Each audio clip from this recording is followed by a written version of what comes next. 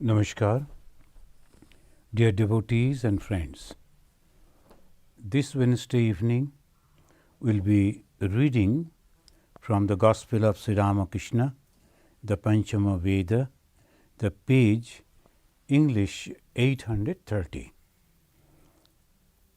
Now, before, as usual, we will chant from this mantra, Tavo kathamritam tapta jivanam Kabibhiriritam kalmashapaham Sravanamangalam Srimadatatam Bhubi grinanti e bhurida janaha. This is today Sri Ramakrishna on himself, we can say like that. Sri Ramakrishna's experiences.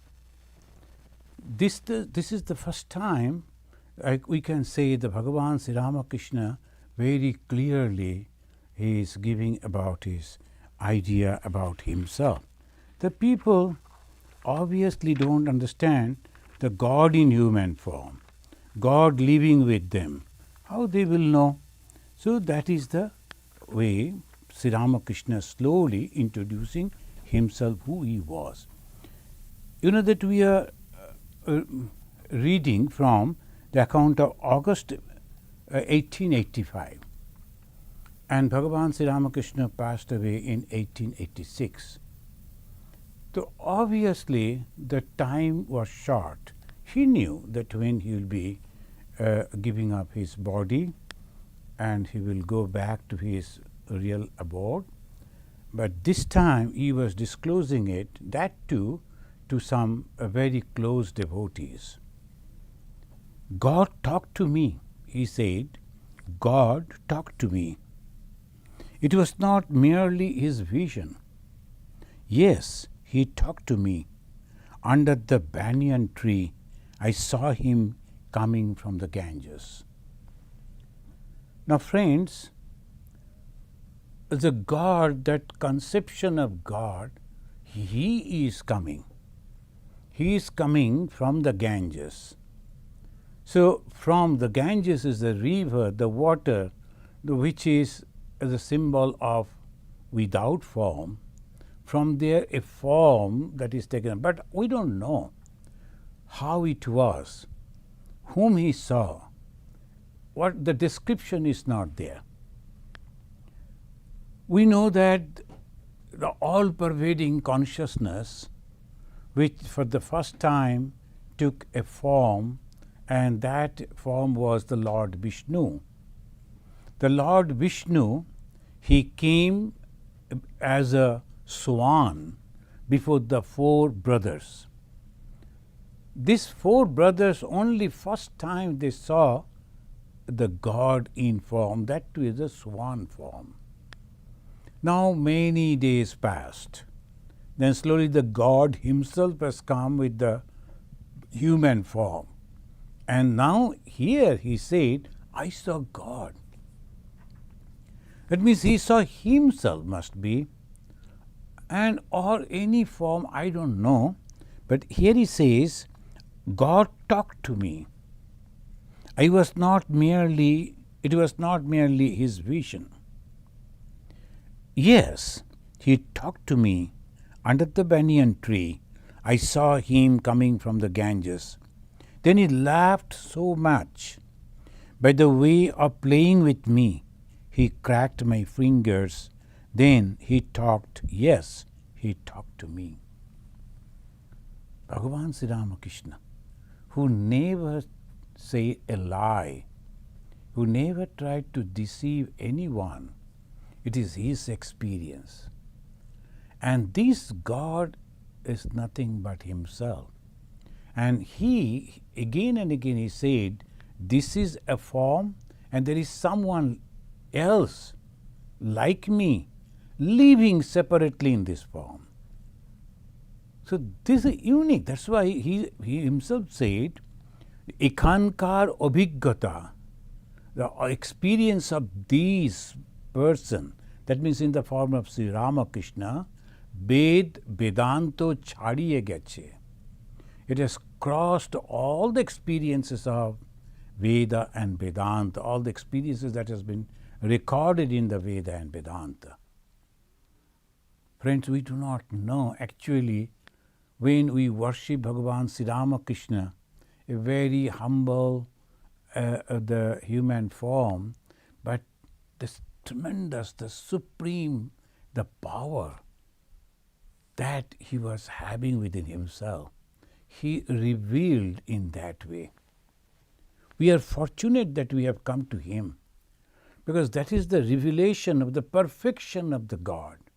In different times, for different people, different type of people, in different places, God has revealed. Not only that, he will be doing it again and again.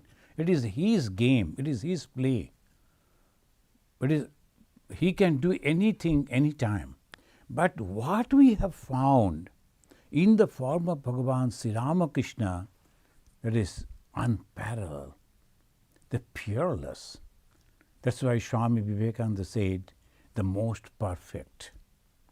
This Sri Ramakrishna, when he is disclosing this particular form as we see Sri Ramakrishna, God talked to him. Not only talked to him, sometimes we listen, we read in the other scriptures, God, the sound was heard by someone, and that sound of God, he said, go to your people and say, I said this. That means God directly cannot come, so he is taking someone as his messenger. So by that way they are doing. Here the God himself. So just try to imagine, and it will be horripilation. Those who truly try to understand, try to imagine the God who lived in the form of Bhagavan Sri Ramakrishna, and not only that, another same form coming and talking with him, cutting jokes with him, laughing with him. And so this unthinkable thing happened. For 3 days I wept continuously, and he revealed to me what is in the Vedas, the Puranas, the Tantras, and the other scriptures. It is essential, it is necessary to know the scripture. Why? Whatever the experiences that a sadhaka, a one who is practicing, is having on the path of, or in the journey of spirituality, he should check that. Is it okay? Am I on the right track? Did anyone see all these things before me when they were going through this path? That is necessary. So when someone has given us an address and also the description, when you go to that corner, there will be a crossing, and in the right corner you will find a gas station, and the left side there will be this shop, then take the left, take the right, like that way. Even the Google map also saying the same way. And we go and see, and the same. Whoever will go through that direction, following that direction, will have those experiences for sure. So what is the scripture? The record of the experiences, spiritual journey. The people, those who have gone through that path, whatever they have experienced, they recorded that. And then the next person who is going through that, obviously he will check, am I on the right track? Do I see this? Do I hear this? Do I have this? This is the feeling. Is it okay? So this is the way they always go, closer to closer. Bhagavan Sri Ramakrishna, he didn't read any scripture. Shankaracharya read, Chaitanya Mahaprabhu read. So Sri Ramakrishna, he was thinking, what has happened to me? Are they all true? I feel it is, but what is there in the Vedas? What is there in the Tantra? What is there in the Purana? Now the Puranas, 18 Puranas, In the Tantra, can you imagine 64 different Tantras are there in India, and that too in one school. And different type of experiences, different paths, a little changes here and there, and the Vedas. So all these things were there. And he went on crying to the divine power, show me all. And it was shown to him. He just realized that. Then afterwards, as Shankaracharya also said, after writing commentaries after commentaries, he said, Slokardhena prabhakshami yad ukta grantha kotivihi. The crores of, the millions of scriptures, whatever they have said, I can narrate that to you in half a verse, not even complete. Sloka ardhena. In half a verse I can say. What is that? Brahma Satya Jagat Mithya. That's all. This world is completely illusory, temporary, and that way it is mithya. It is not permanent. And at the same time, the permanent is nothing but the consciousness. Brahma Satya Jagat Mithya. So this mithya, the conception of mithya, it is not there. How we will understand? When we grow up. When we were children, some of the things that were so very important to our life when we were children. The boys mainly like the balls, the cricket ball and bat and these and that, a kite maybe. And sometimes I have seen the modern these boys, they will be having the car and all that. I met one young boy. It's a small boy, but he knows so many names of the cars. And Audi and these and that. Very small boy. Then I told, can I exchange with you this your Audi? Well, no, Audi is costly. I cannot exchange. That's a small thing, but it is so real with him. Now, when he is growing up, those things are there, not that the playthings are not there. It is there, but he knows it is of no use. Exactly this way. So sometimes we think Jagat Mithya means nothing is there, all blank, everything is empty. Nothing like that.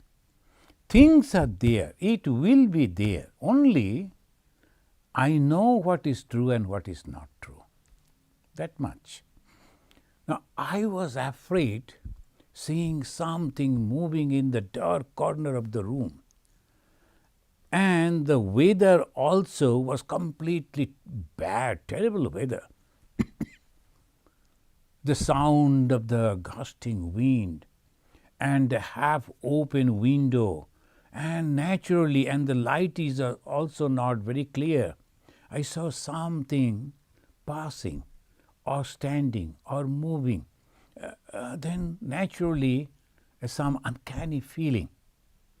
But then I go close, and with a flashlight I see, oh, this is nothing. A white cloth, the hanging from one corner. That is only moving because of the wind, because of the air. The knowledge that moves all the fear, isn't it? The knowledge moves the fear. So that is why knowledge is light. The Hindus always, in every program, every function, they will start with lighting a lamp. Why? They don't know, they have forgotten. But the thing is, that is a symbol of knowledge. The knowledge that gives us the light, and light means it removes all darkness and all fear. Similarly, in the spiritual life also, the afraid of this world, which is so attractive, and the moment we are in the clutches of this, some people are praising me, I am bound by that. Some beautiful sceneries are there, objects are there, maybe I will be bound by that. The taste, the smell, the touch, by these 5 things, I am bound. And the moment I know, oh, these are all very simple things, in reality it is not there, I am just imagining it is there. And that is why again and again in the worldly life we try to pursue, and we again and again find, oh, what I wanted, it is not that. In one place I read, Rabindranath Tagore wrote, Jaha chai, taha bhool kore chai. Whatever I want that by mistake. Jaha pai, taha chai na. But what actually I got, I received, that is not the thing I wanted. Jaha chai, taha bhool kore chai, jaha pai, taha chai na. Same thing happened every day. And we think, no, next day it will be all right for me. This day, it is not my day. Sometimes we say in English.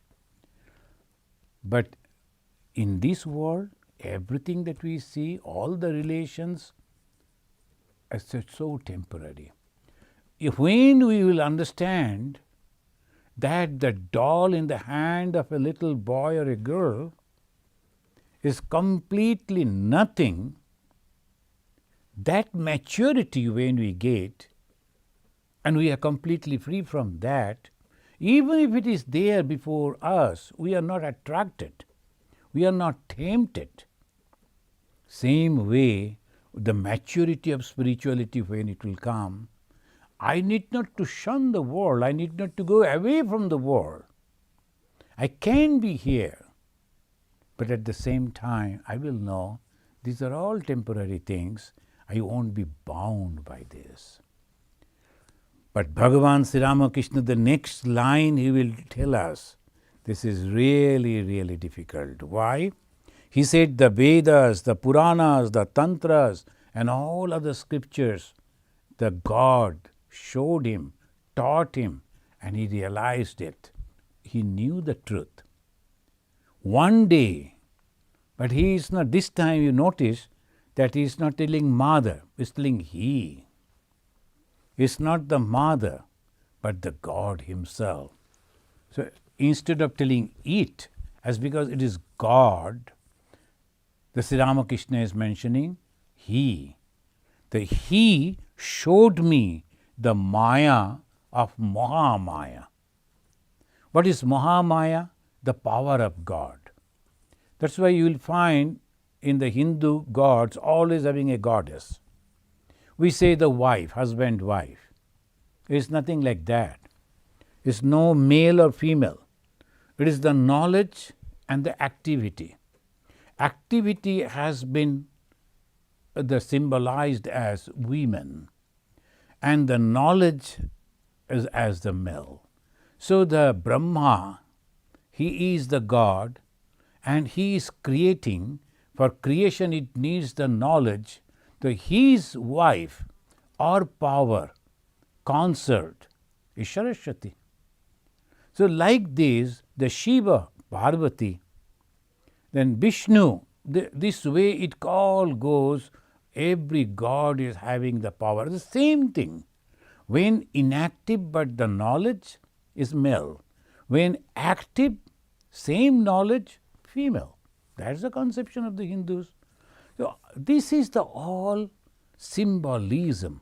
When you understand this symbolism, we can understand that there is no difference between Shiva, Kali, no difference.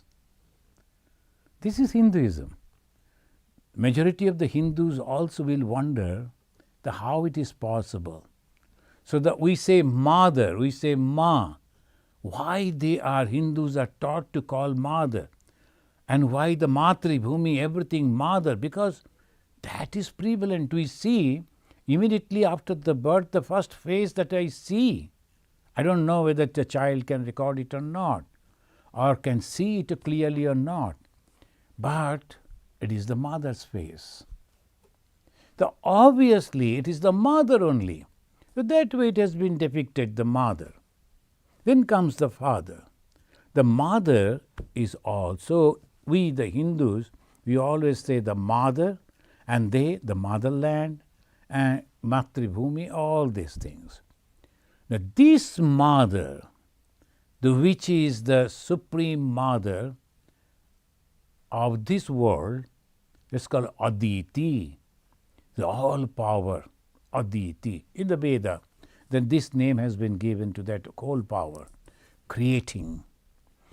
This Aditi is Mahamaya again. It came, that conception came. It is Mahamaya. What is this Mahamaya? Moha means extreme. And Maya means the supreme power which we can feel, but we cannot explain it. The Maya of Mahamaya. The Mahamaya is the active form of the God, and the power that it uses is Maya. And what is this Maya? It can be felt, but cannot be expressed. It has the beginning we do not know, because it is the power of God. We do not know the beginning of God. When the God was there, this power was there. So Maya has no beginning as like the God, because it is with God. But Maya has an end. God has no end. Maya has an end. Why? The moment you will understand that it is deceiving me, so then immediately that will cease. As I gave the example, and in a very windy and rainy night, in a very peculiar situation, as if I was seeing a ghost wearing a white clothes moving, when I saw it properly with a flashlight, I saw it's a piece of cloth. The moment the knowledge came, that means the God came, immediately God's power, which was terrifying me, vanished. So Maya has no beginning, but Maya has an end. God has no beginning, and God has no end. The beginningless and endless. But its power, which binds us, which is tempting us, terrifying us, it can stop. Through experience, through knowledge. And who will give that knowledge? Guru. And who is Guru? God Himself. So this is the circle. The God's power tempting us, luring us, and terrifying us. And God only can give us mukti from here. That's why He first said, the God showed me, talked to me first, showed me what is there, the knowledge in the scriptures, in the Veda, Purana, Tantra and all. Not only that, showed the Maya also, how things are happening. Suppose you know any magician, and if you are very close to magician, he will show you how things are happening. It's a terrible thing they will be showing on the stage. Thousands of people, so much of light. But still they are spellbound and they shiver when he is cutting the body of a girl and in front of everyone. And when everyone is wondering what has happened to that girl who entered into that box which has been cut in two pieces, then from one side the girl is calm and wave her hand giving, oh my God, that's good. He has not done anything wrong. Now we do not know how it happened. When we come back after the show, we always, how it was happened, how it could be possible. But suppose you are very close to the magician, they usually don't like to disclose it. They trade cigarette, as you can say. So if we can go to them and stay with them, learn from them, then we will know the technique. That actually she entered into one box, but what was showing in another box. So obviously this thing. So when we know what is this, there is no fear. So after the realization of God, there is no Maya. Then what happens? as we see the children playing, similar way a realized soul will be looking at us. I am the king, I am the queen, I am this, I am that. The realized soul will look, oh wonderful. They're all playing their part. It's nice. And I am thinking that I will do this, I will do that. Next day morning, he cannot get up from the bed because he is dead and things have gone. So many things are happening. God knows it. Realized soul also can know it. But they allow us to happen it. Why? They see the truth. This way, he showed, one day, he, the God, showed me the Maya of Mahamaya. A small light inside a room began to grow, and at last it enveloped the whole universe. A light enveloped, covered the whole universe. What is that? Maya, covering the truth, superimposing the untruth. Further, he revealed to me a huge reservoir of water covered with green scum. The wind moved a little of the scum, and immediately the water became visible. But in the twinkling of an eye, scum from all sides came dancing in and again covered the water. He revealed to me that the water is like Satchidananda. Sat, Chit, Ananda, Satchidananda. And the scum like Maya. On account of Maya, Satchidananda is not seen. Through now and then one may get a glimpse of it. Again, Maya covers it. This is really, really very scary. Those who are trying to realize God, for them, this Maya, this calm, the scam that calm is and covering the water. When we are meditating and slowly concentrating, and we forget the external world, and we see that the lighted, unique, the figure of our Ishtadevata, our chosen idol, and tremendous joy comes, and then in a flash it goes away. Again the mind is on turbulent. That is the way that Bhagavan Sri Ramakrishna is describing. It is like covering the water. The water is, say, the Satchidananda. That is the supreme goal. That is the God, the source of joy.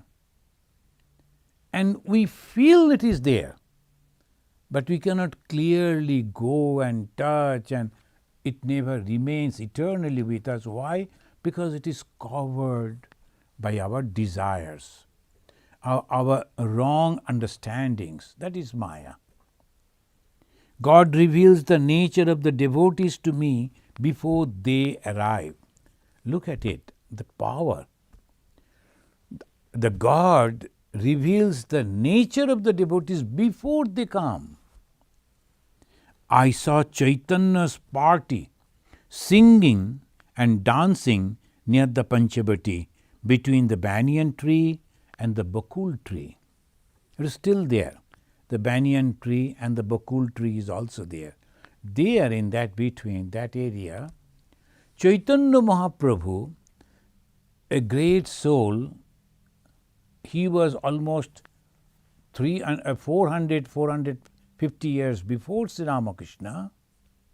His party he saw, they were dancing. I noticed Balaram there, Balaram Bose, the great devotee. We still remember Balaram Babu because he gave all his property to Ramakrishna Mission. The great devotee, and he was a jamindar, a landlord, but he gave all that property. Not only that, in his family, usually there will be the next generation, they don't like to share that and all, but Balaram's son and all the family members, they agreed to give it to the Ramakrishna mission so that they will preserve it in memory of Balaram Babu. So now it is Balaram Mandir. The Balaram was the name of the person, the devotee, and Balaram also is the elder brother of Sri Krishna, and now it is Mandir, means temple, in the name of that holy. So Balaram Mandir.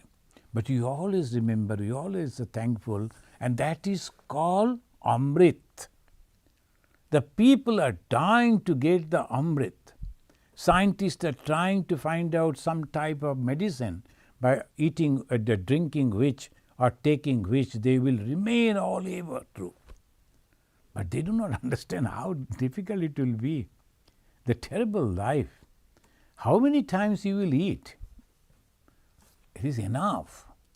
Same thing everywhere. How long you like to live? But the eternity means these remembered by the millions of people every day. Jesus passed away 2000 years before, but still people are remembering him. Lord Buddha passed away 2500 years before, still people are remembering him. This is eternity, living in the hearts of everyone. How it is possible? By your good deeds. So this Bhagavan Sri Ramakrishna is mentioning, he saw Balaram in the group of Chaitanya Mahaprabhu. And when you see the Balaram, the full of devotion, he is coming to Sri Ramakrishna, serving him. We think, oh, this is suddenly it is happening. It is not. That means the previous birth he was this. He said, I saw Balaram there. If it were not for him, who would be there to supply me with sugar candy and such things? And he used to give all this to Sri Ramakrishna, pointing to him is Master Mahashaya, and I saw him too. Master Mahashaya was also a companion of the Chaitanya Mahaprabhu. They were devotees that time, but they were holy soul, and at the time of the same God coming back in the form of Sri Ramakrishna, now they have come very close to him, and they are. See, this is the drama. So Balaram Bose, he was enacting as a rich man, but inside he was a holy person. What is the holiness? No attraction, no attachment, no hankering for the worldly things. That is the holiness. Bhagavan Sri Ramakrishna again and again he mentioned that holiness doesn't mean that he will be having some power. Nothing like that. Of course it is there, but that is so temporary thing. Even the power, the supernatural power, very temporary thing. But actually it is the pure love, because God is revealing within yourself. Very difficult to understand though. Sri Ramakrishna, he is again and again pointing to that thing, that they came and they enacted. By seeing them we wonder and we follow them. We remember Master Mahashaya every day. Whenever people are reading the Gospel of Sri Ramakrishna, they are remembering Master Mahashaya. He has become eternal. If anyone realizes God, they become eternal this way. The Master Mahashaya also was there. I had seen Keshav before I actually met him. I had seen him and his party in my samadhi. In front of me sat a room full of men. Keshav looked like a peacock sitting with his tail spread out. The tail meant his followers. I saw a red gem on Keshav's head that indicated his rajas. Rajas means name, fame, power. He said to his disciples, please listen to what he, means the Master Sri Ramakrishna himself, is saying.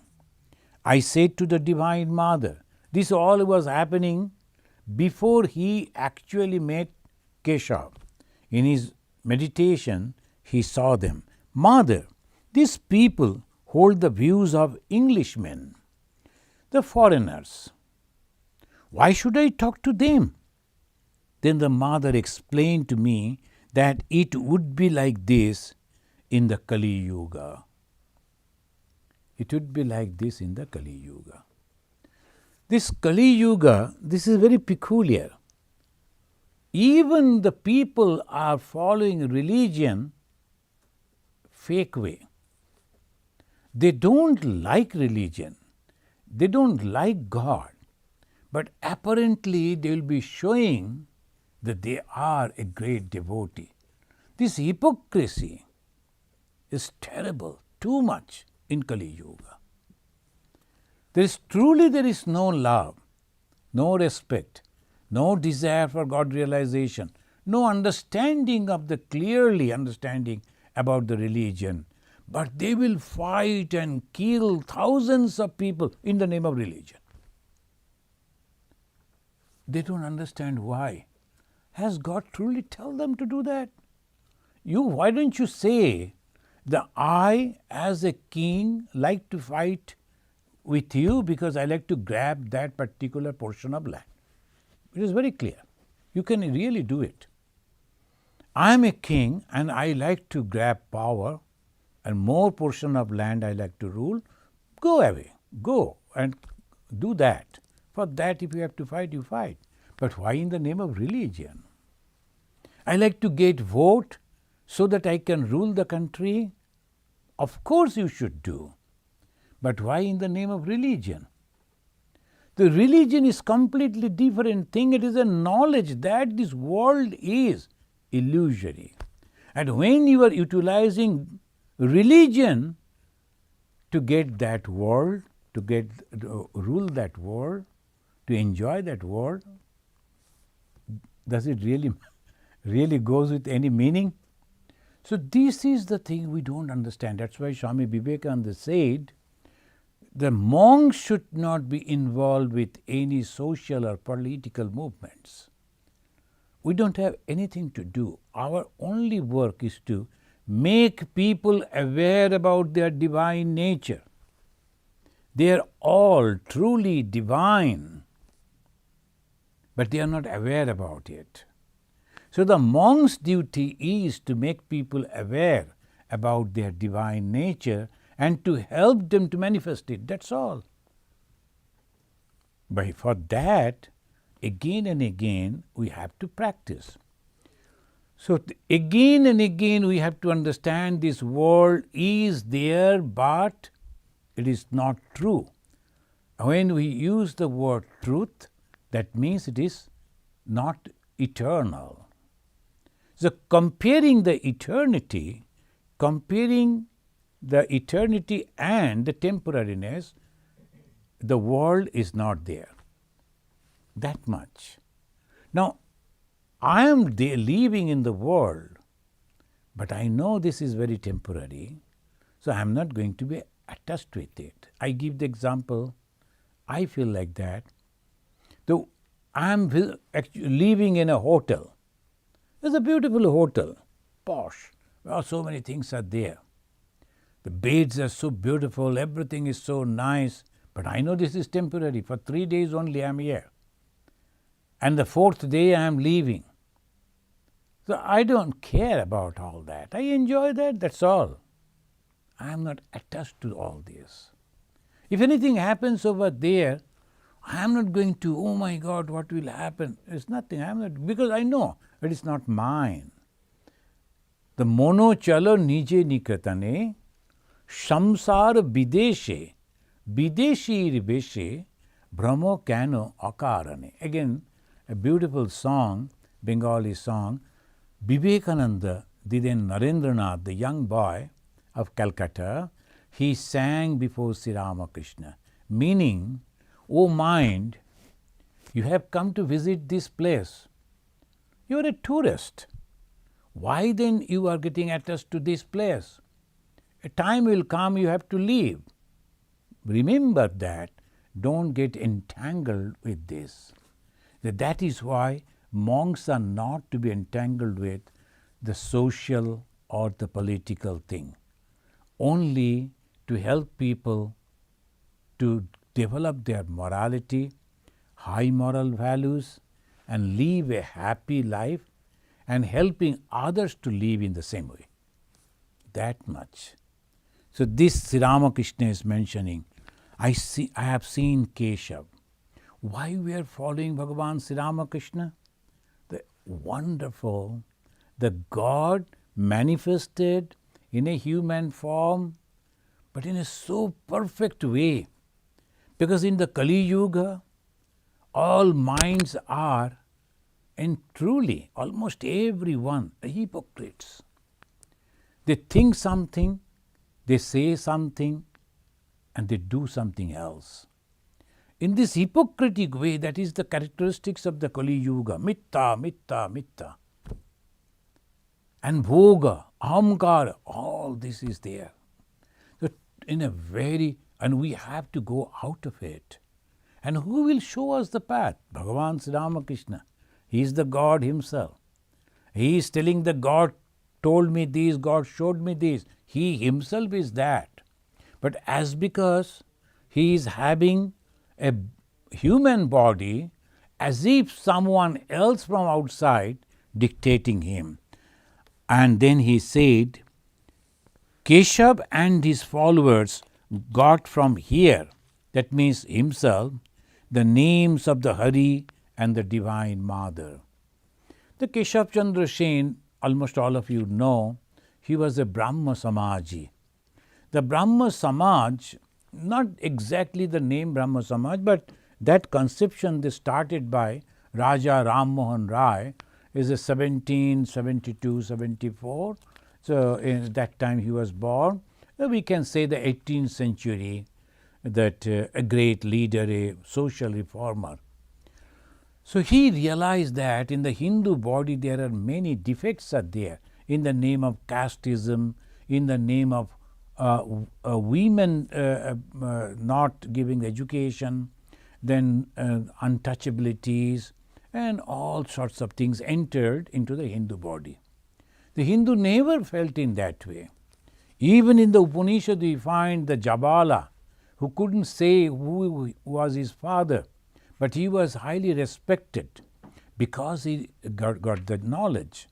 And there's so many examples are there. So many women, the sages and saints were there. And they also realized the truth. Their truth was recorded as the Veda. They are also, so where from it came?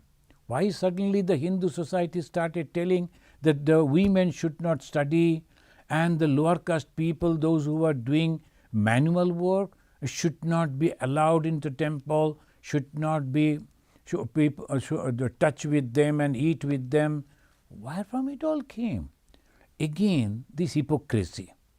The people who were showing that they are religious leaders didn't do any practices, never realized the truth. So socially, to be protected, they started doing it. It's called Brahminism. And that spread it so much so, and in the 18th century, the 1772, the Britishers, they actually took the power.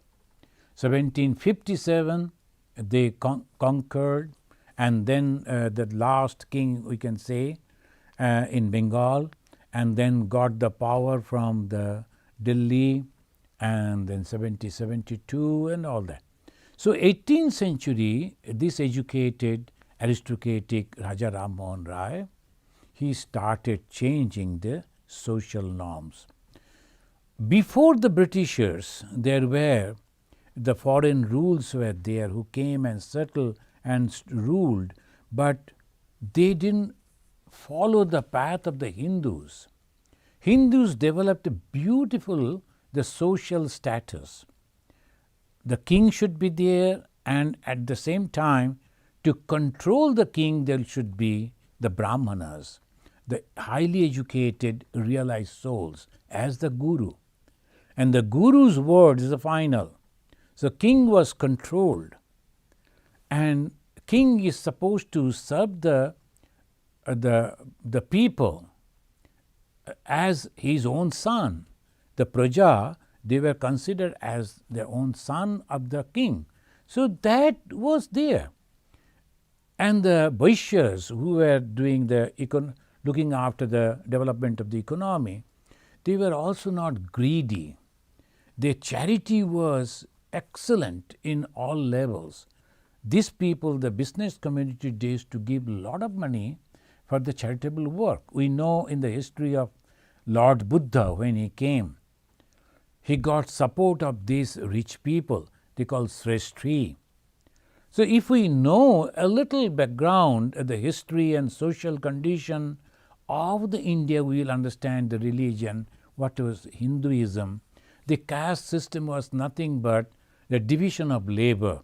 Intellectuals, they will do one type of job, they will be called as Brahmana. Then the courageous, they will be protecting the whole society and the land, the Kshatriyas. Then the business, of course it is necessary, otherwise the human society cannot survive, Vaishyas. And the fourth, the major group, who will be helping all these three with their physical power, that was the Shudras. They gave the description that all these four came from Vishnu himself.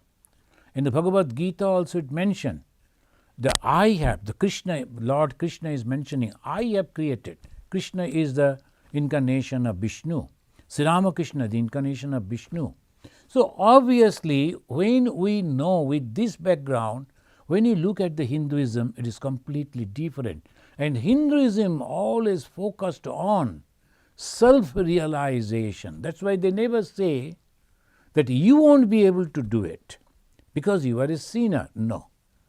But in between, because of the Muslim aggression, their culture was different, their ruling system was different, so that got mixed up. And obviously, the whole thing was in such a mess. Afterwards, Bhagavan Sri Ramakrishna came. He taught the truth to his disciple, Swami Vivekananda. Only one person. He changed the whole psyche of India. The sleeping Leviathan again rose up.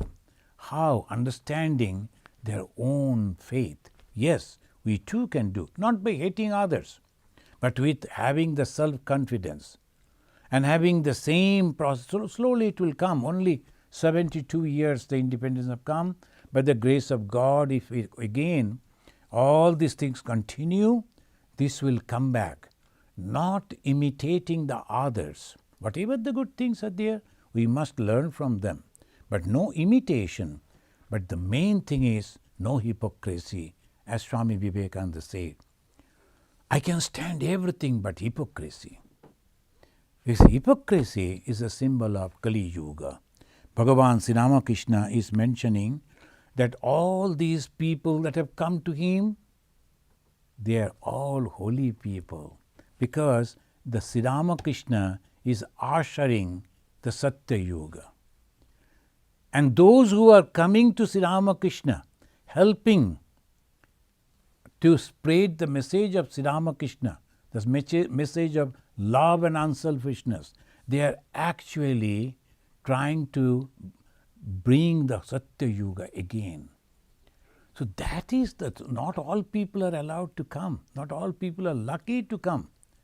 You will notice in the life of Sri Ramakrishna, he is not accepting money from many rich people because their way of income, the way they earn were not very good.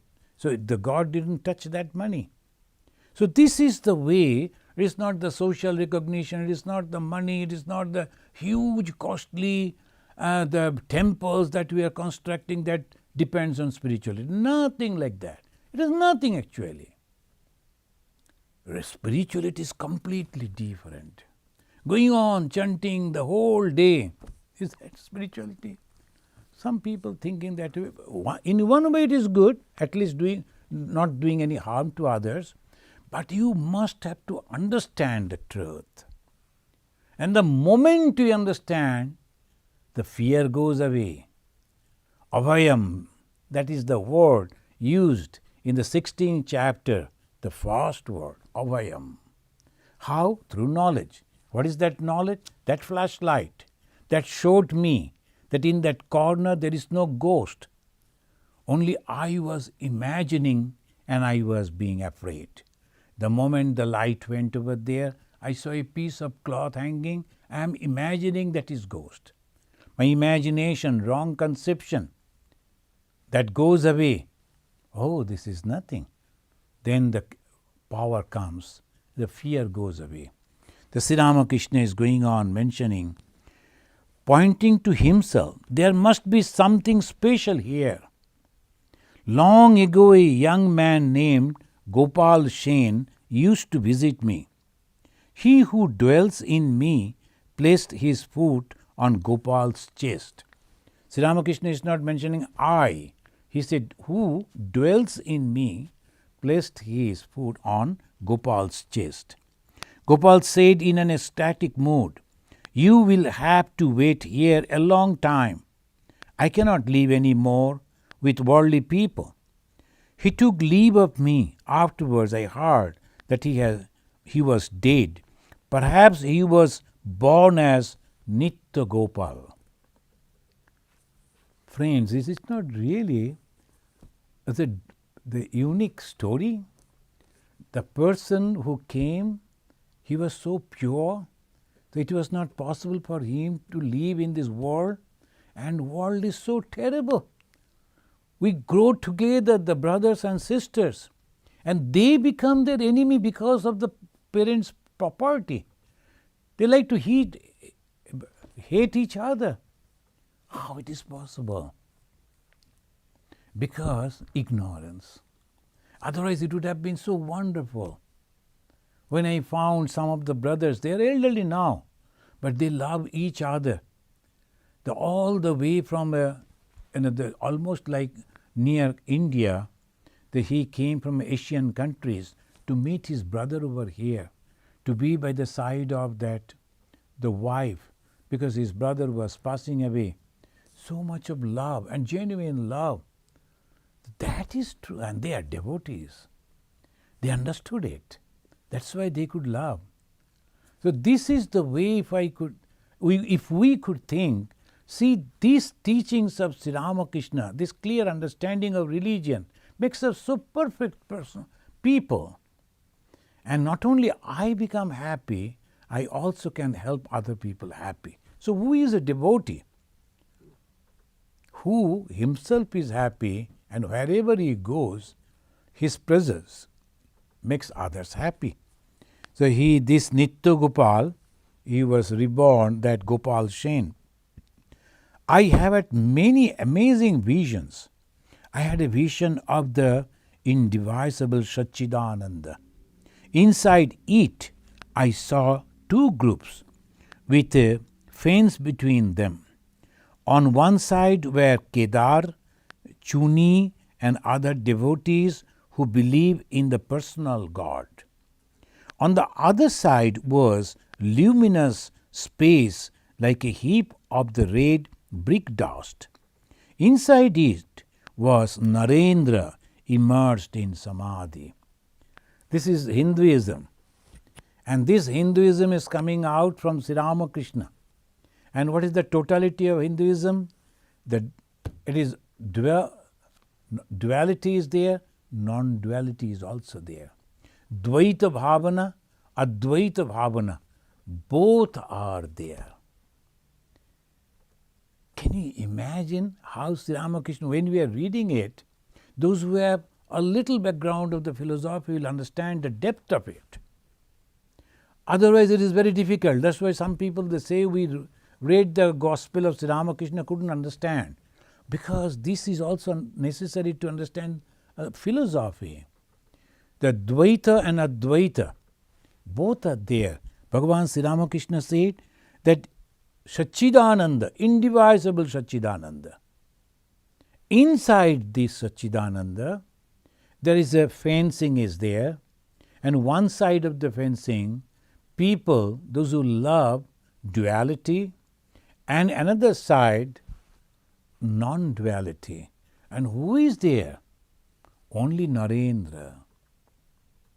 Here they are giving the name of Kedar, Chuni, other devotees. And in the other side, it is lighted, luminous space. And there sitting Narendra.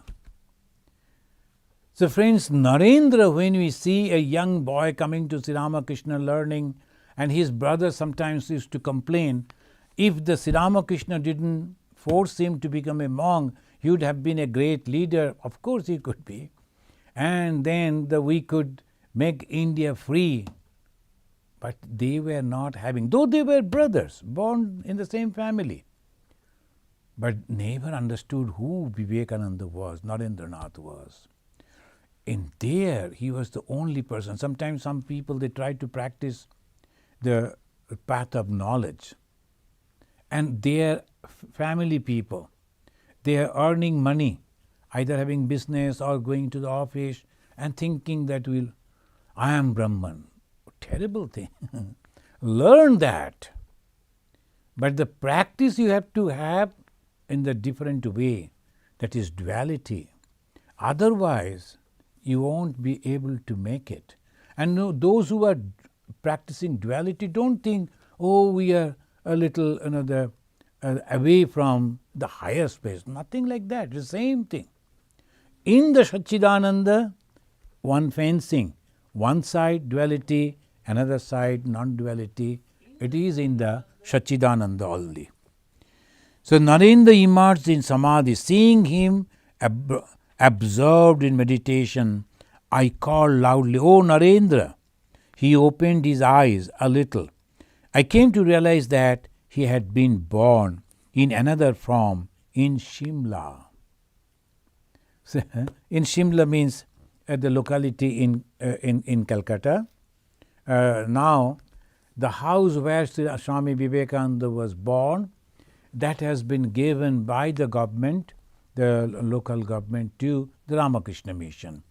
And the Ramakrishna Mission has developed a unique the institution over there, the ancestral home of Swami Vivekananda. The monks are living over there and so many activities are going on. When you are going to Calcutta, must visit this holy place, the birthplace of Swami Vivekananda. And who was Swami Vivekananda? One who could retain his personality in a place where nothing was there, because all were merged in non-dualism. But these Rishi, he was there. And who called him? Sri Ramakrishna. And we can imagine Parabrahma, Parashakti, Jagat Rupa Ramakrishna. He was the Parabrahman, he was the highest Brahman. He was the, again, Parashakti, the power of God that activates. It was him. And again, this Jagat Rupa and the multivarious, all these things that we see, it is him only. And to again, once again, to put the mind of the people, the holy people, the good people on the right track, so that they go to the realm of happiness. This God is bringing the power down, a great Rishi, from that Shapta Rishi. And he called him Narendra. He opened his eyes and I felt he was born. He was in Samadhi, but he is born over here. Now, say, oh Narendra, he opened his eye in Shimla, in a Kayastha family. Kayastha family is not Brahmin. Why?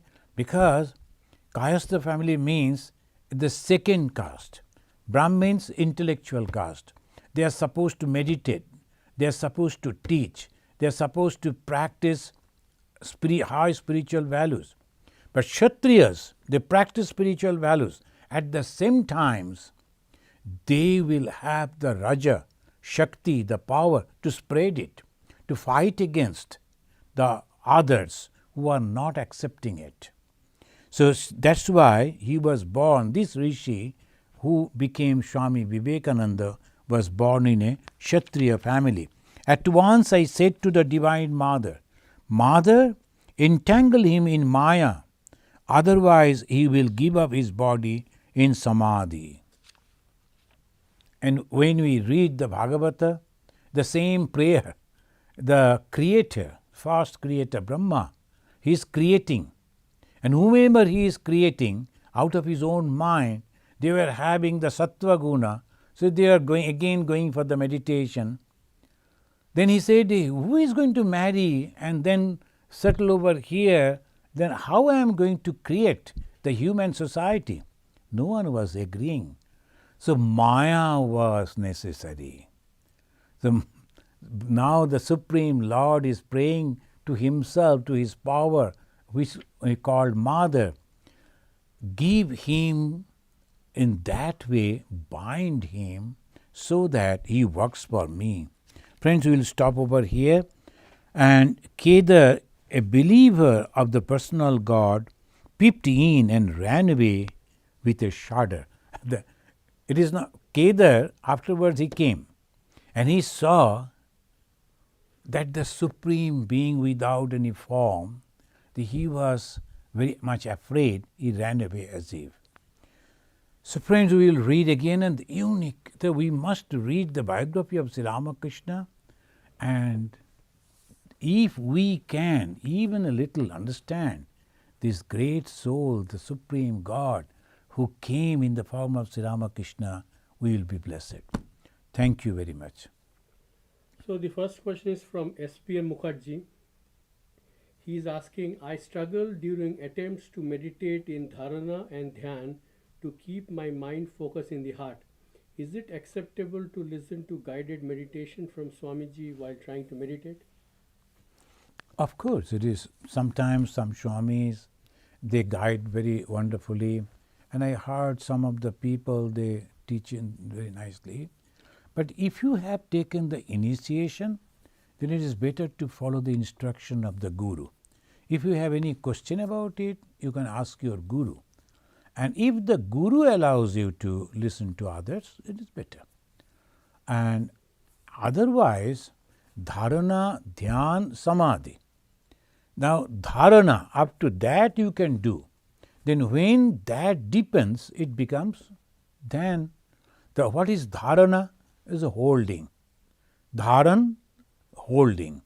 So what you are holding? Holding the mind in one place. How you can do it? Imagine that you are preparing food for God, and then you are calling God. He came and sat. Then you are washing his feet, as in the traditional day we used to do. Then you are wiping his feet, decorating and putting the garland, burning the incense sticks, lighting a lamp, then offering the food, and also fanning, offering the glass of water, and also pouring water to wash his hands. Like that, if you can imagine for a long period of time, that is also dharana. You are holding the mind and God. That way also you can do. Thank you. Thank you, friends. And now this Durga Puja is coming. Now this is a great, it is the Durga, that is Durgati Nashini. Durgati means suffering. And what type of suffering? 3 different types. One from the nature, and one from the fellow beings, and one from the body and the mind. So we have to pray to Durga that 3 different types of suffering should not come on us. And she is the power who can stop it. For us here in Chicago, we will be performing only Ashtami Puja, and you know that in foreign countries we don't have people to do. Some of our volunteers who is very devoted, dedicated, and he has learned this puja, he will be performing it, and that is the coming Sunday from 11 to 1. That is the time. From 11 a.m. to 1, and then we will give the prasad to the devotees. So that is our program. It will be live streamed. So if you are interested to see Chicago Durga Puja, then you can go to our website, and there will be live stream. Click on that in your own time, And you can see that, enjoy that. May Mother bless us all. Let us say Shanti 3 times and complete. Om Shanti, Shanti, Shanti. Harihi Om Tat Sat. Sri Ramakrishna Arpanamastu.